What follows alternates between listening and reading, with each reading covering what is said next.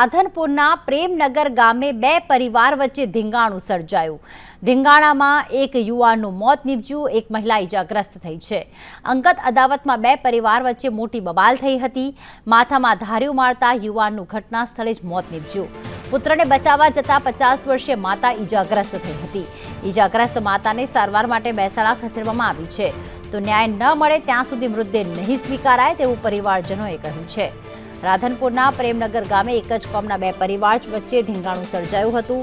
ઠાકોર સમાજના બે પરિવારો વચ્ચે ધીંગાણું સર્જાયું અને એક યુવાનનું મોત નીપજ્યું છે। માથાના ભાગે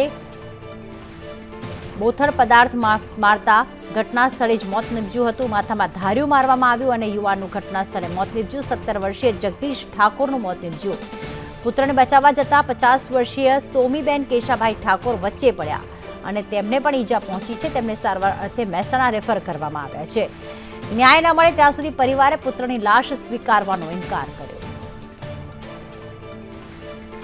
ભરત જોડાઈ ગયા છે। ભરત, જે પ્રમાણે બે જે અલગ અલગ જે પરિવાર હતા તેમના વચ્ચે ધીંગાણું સર્જાયું છે, કઈ બાબત હતી, શું હાલમાં સ્થિતિ છે ત્યાં?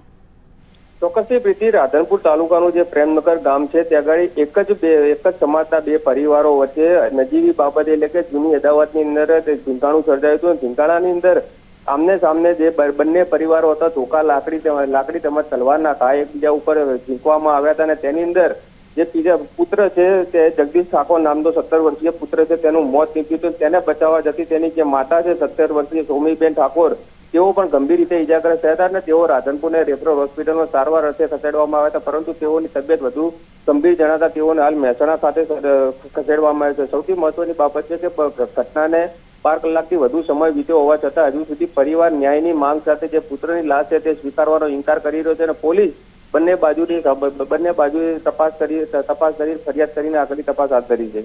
આભાર ભરત તમામ વિગતો માટે।